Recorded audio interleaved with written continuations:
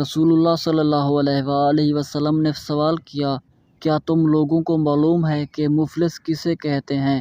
صحابہ نے عرض کیا، اللہ کے رسول، ہمارے یہاں مفلس اسے کہتے ہیں جس کے پاس درہم و دینار اور ضروری سامان زندگی نہ ہو۔ رسول اللہ صلی اللہ علیہ وآلہ وسلم نے فرمایا، ہماری امت میں مفلس وہ شخص ہے جو قیامت کے دن روزہ، نماز اور زکوٰۃ کے ساتھ اس حال میں آئے گا کہ اس نے کسی کو گالی دی ہوگی، کسی پہ تہمت باندھی ہوگی، کسی کا مال کھایا ہوگا، کسی کا خون بہایا ہوگا اور کسی کو مارا ہوگا، پھر اسے سب کے سامنے بیٹھایا جائے گا اور بدلے میں اس کی نیکیاں مظلوموں کو دی جائیں گی۔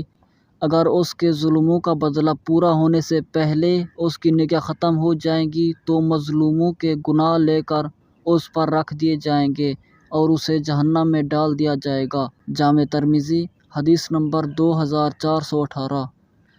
رسول اللہ صلی اللہ علیہ وآلہ وسلم نے فرمایا، قیامت کے دن حقداروں کو ان کا پورا پورا حق دیا جائے گا، یہاں تک کہ سینگ والی بکری سے بغیر سینگ والی بکری کا بدلہ لیا جائے گا۔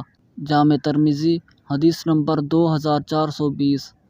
نبی کریم صلی اللہ علیہ وآلہ وسلم نے فرمایا، تم لوگ حشر میں ننگے پاؤں، ننگے جسم اور بن ختنہ اٹھائے جاؤ گے۔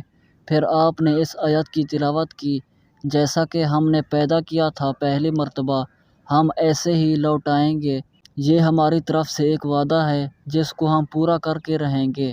اور انبیاء میں سب سے پہلے حضرت ابراہیم علیہ السلام کو کپڑا پہنایا جائے گا اور میرے اصحاب میں سے بعض کو جہنم کی طرف لے جایا جائے گا، تو میں پکار اٹھوں گا کہ یہ تو میرے اصحاب ہیں، میرے اصحاب۔ لیکن مجھے بتایا جائے گا کہ آپ کی وفات کے بعد ان لوگوں نے پھر کفر اختیار کر لیا تھا۔ اس وقت میں بھی وہی جملہ کہوں گا جو نیک بندے عیسیٰ علیہ السلام کہیں گے کہ جب تک میں ان کے ساتھ تھا، ان پر نگران تھا، اللہ تعالیٰ کے ارشاد الحکم تک۔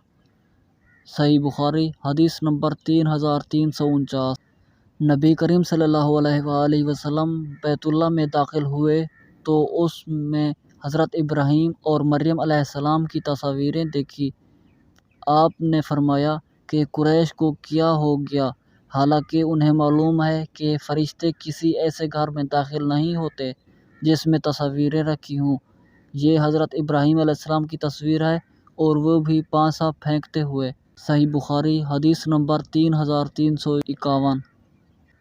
نبی کریم صلی اللہ علیہ وآلہ وسلم نے جب بیت اللہ میں تصاویریں دیکھی تو اندر اس وقت تک داخل نہ ہوئے جب تک وہ مٹا نہ دی گئیں، اور آپ نے ابراہیم علیہ السلام اور اسماعیل علیہ السلام کی تصویریں دیکھی کہ ان کے ہاتھ میں تیر پانسے کے تھے، تو آپ صلی اللہ علیہ وآلہ وسلم نے فرمایا، اللہ ان پر بربادی لائے، واللہ ان حضرات نے کبھی تیر نہیں پھینکے۔